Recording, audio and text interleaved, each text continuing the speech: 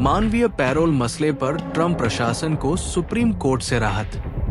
America से निकाले जाएंगे 5 लाख लोग। सुप्रीम कोर्ट ने आज इस मामले पर सुनवाई करते हुए निचली अदालत के बीते दिन के आदेश को खारिज कर दिया।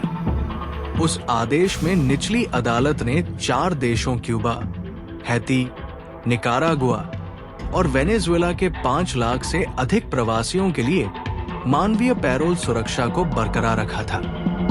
अमेरिकी सुप्रीम कोर्ट ने ट्रंप प्रशासन को अमेरिका में रह रहे लाखों प्रवासियों की अस्थायी कानूनी स्थिति खत्म करने की अनुमति दे दी है। इस फैसले से वेनेजुएला, क्यूबा, हैती और निकारागुआ के प्रवासी प्रभावित होंगे। इसके अलावा इससे निर्वासन की प्रक्रिया तेज होगी और ट्रंप प्रशासन के सख्त आप्रवासन नीति को भी बल मिलेगा। ये मामला पूर्व राष्ट्रपति जो बाइडेन की ओर से शुरू किए गए मानवीय पैरोल से जुड़ा है। अमेरिकी शीर्ष अदालत ने बोस्टन स्थित जिला न्यायाधीश इंदिरा तलवानी के उस आदेश पर रोक लगा दी, जिसमें पूर्ववर्ती बाइडेन प्रशासन की ओर से 5,32,000 प्रवासियों को दिए गए आव्रजन पैरोल को समाप्त करने के ट्रंप प्रशासन के कदम पर रोक लगाई गई थी।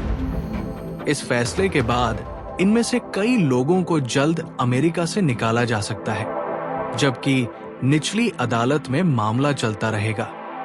फैसले में शीर्ष अदालत ने कोई विस्तृत तर्क नहीं दिया और ये आदेश बिना हस्ताक्षर के जारी किया गया, जो आमतौर पर आपातकालीन मामलों में होता है। इस फैसले पर असहमति जताते हुए जस्टिस केतनजी ब्राउन जैक्सन और जस्टिस सोनिया सोटोमेयोर ने कहा कि ये निर्णय अचानक लाखों अप्रवासियों के जीवन पर नकारात्मक प्रभाव डाल सकता है। उन्होंने चेताया कि इस कदम के मानवीय प्रभावों पर पर्याप्त विचार नहीं किया गया। इस फैसले के बाद क्यूबा, वेनेजुएला, हैती और निकारागुआ से आए हजारों प्रवासी संभावित निर्वासन की स्थिति में आ सकते हैं। गौरतलब है कि राष्ट्रपति डोनाल्ड ट्रंप ने चुनाव अभियान के दौरान अमेरिका में रह रहे लाखों गैर अमेरिकियों को निर्वासित करने का वादा किया था। साथ ही उन्होंने अपने दूसरे कार्यकाल में बाइडेन प्रशासन की उन नीतियों को खत्म करने को भी कहा था, जो प्रवासियों के लिए अमेरिका में कानूनी रूप से रहने के रास्ते बनाती थी। अमेरिकी कानून में क्या है पैरोल? पैरोल अमेरिकी कानून के तहत एक अस्थायी राहत है, जो गंभीर मानवीय कारणों या सार्वजनिक हित के तहत दी जाती है। बाइडेन प्रशासन ने इसका इस्तेमाल अवैध आव्रजन रोकने के लिए किया था।